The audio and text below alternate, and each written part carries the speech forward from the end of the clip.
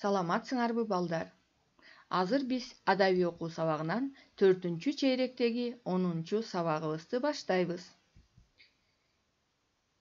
Биздин бүгүнкү өтө турган темабыз атасын жакырланткан бала деген жомок. Бул жомок Байчечекей журналынан алынды. Бүгүн сабакта жомоктун мазмуну менен таанышабыз. Каармандарды талдайбыз. Суроолорго жооп беребиз. Жомоктун тарбиялык идеясын талдайбыз. Эми балдар, ойлонобуз. Бүгүнкү чыгарма эмне жөнүндө? Биз дайыма чыгарманы өтөөрдөн мурун ошол чыгарма жөнүндө божомол түзөбүз. Бүгүнкү чыгарма эмне жөнүндө болот деп. Ошол сыяктуу эле бүгүн дагы бүгүнкү жомок эмне жөнүндө болот деп азыр божомолдойбуз. Анда бир аз ойлонуп алгыла. Бүгүнкү чыгарма эмне жөнүндө болот? Балдар, эгер ойлонуп бүтсөңөр, биз анда жомоктун мазмуну менен таанышалы.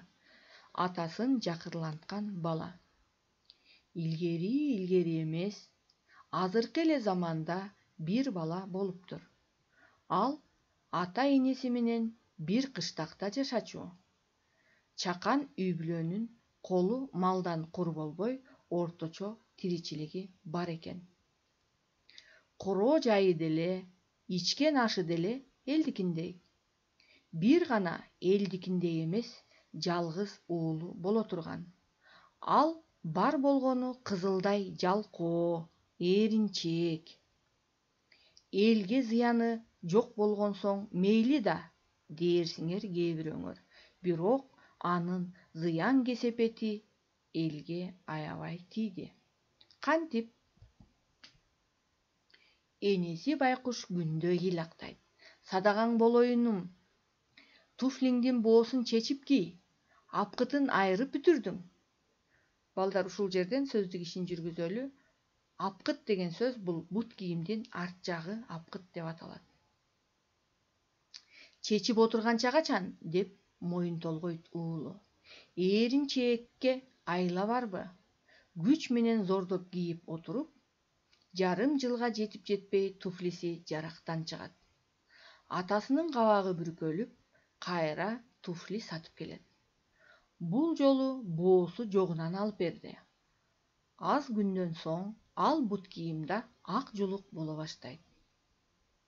Башкача айтканда, жаңы алып берген бут кийими дагы бат эле эскирди.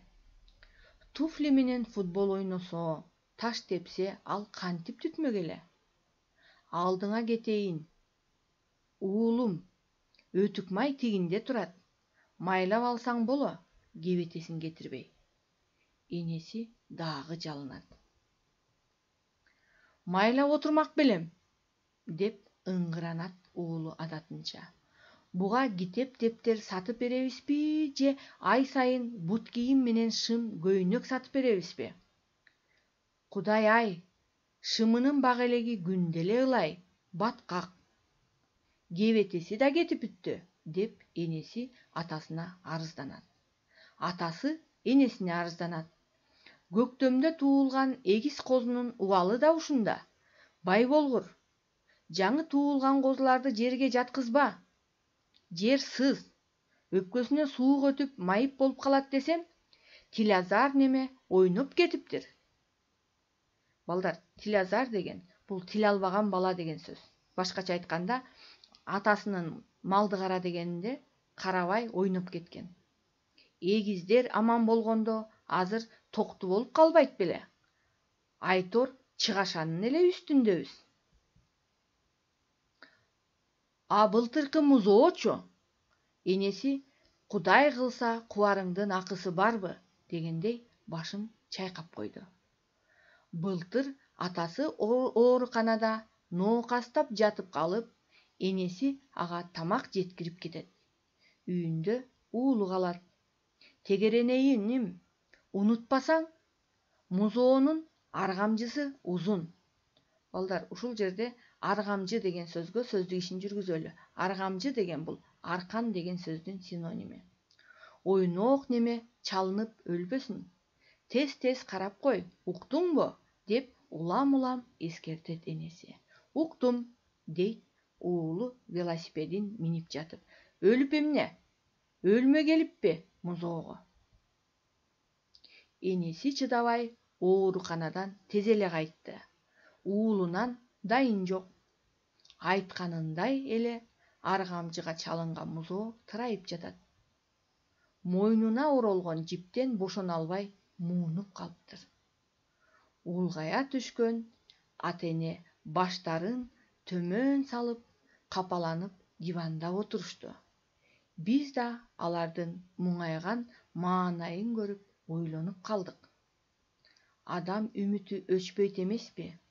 Алардын жалкоо уулуна акыл кирсе экен.